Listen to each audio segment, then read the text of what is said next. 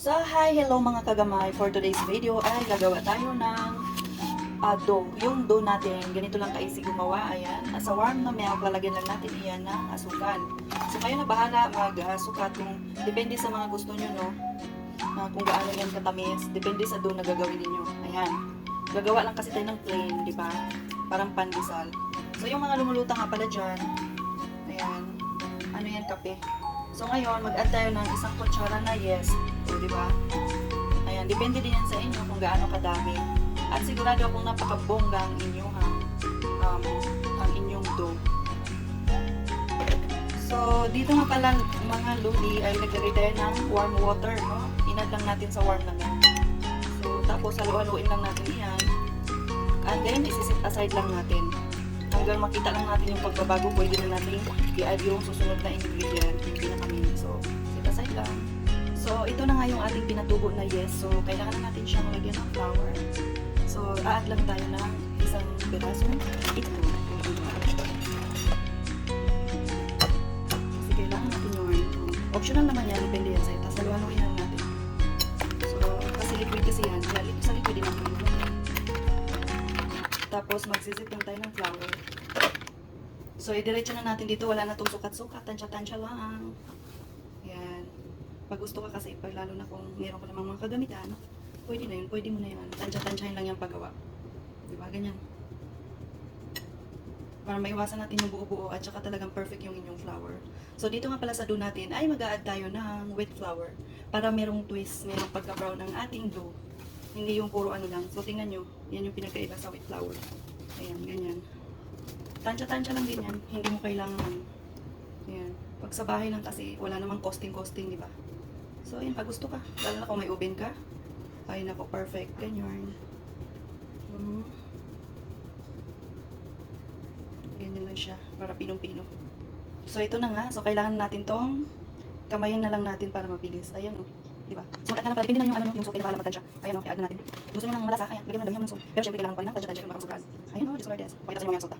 So, ayan, nakukuha na natin yung gusto natin. Kaya nilagyan ko ng ganyang flour para ininelt natin to ng paulit-ulit hanggang maging soft. And then, patutubuin natin ulit. Tapos, yun, napipormahin na natin yan. So, ininelt ko muna siya ng paulit-ulit. Ito na yung dough na gusto natin, no? Okay. Huwag kayong mag-alala dahil magiging quality din yan later.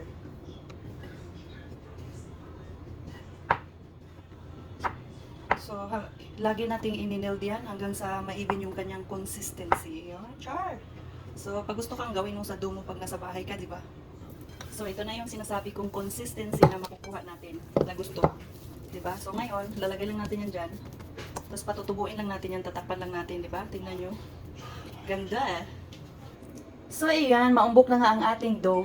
Ay, perfect na siya. Just color this. So, ito yung ating gusto, di ba? Okay, gagawa na natin, ihulmahin na natin siyang bread, o diba? Sobrang soft, so let's do this. Kailangan natin yung unuhin. So, hindi talaga siya nagbumababa agad, no? Hindi katulad ng iba. So, ayan, tumubo na siya. Let's do. Gawin na natin siyang bread. Napaka-perfect ng ating dough, no? Tingnan mo. Guys, ang ganda guys ng aking dough. Tingnan mo, oh. Ito yung gusto kong consistency. Char. Ayan, oh, ayan.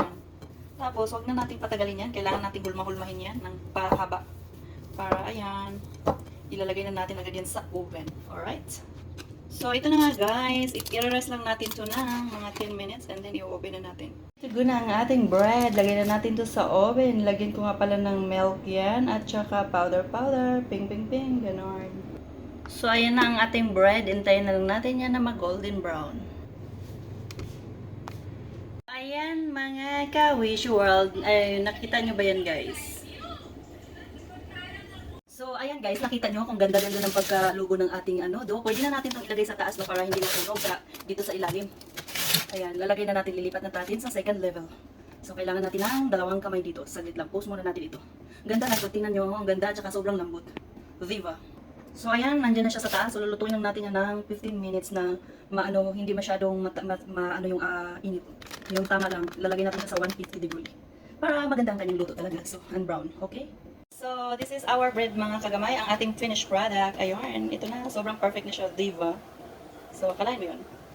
Kaya ko nang gumawa ng bread sa bahay. Yung, kaya nitong itong bread na ginagawa ko, pinalitan ko lang, pero ano to yung mahaba. O, diva.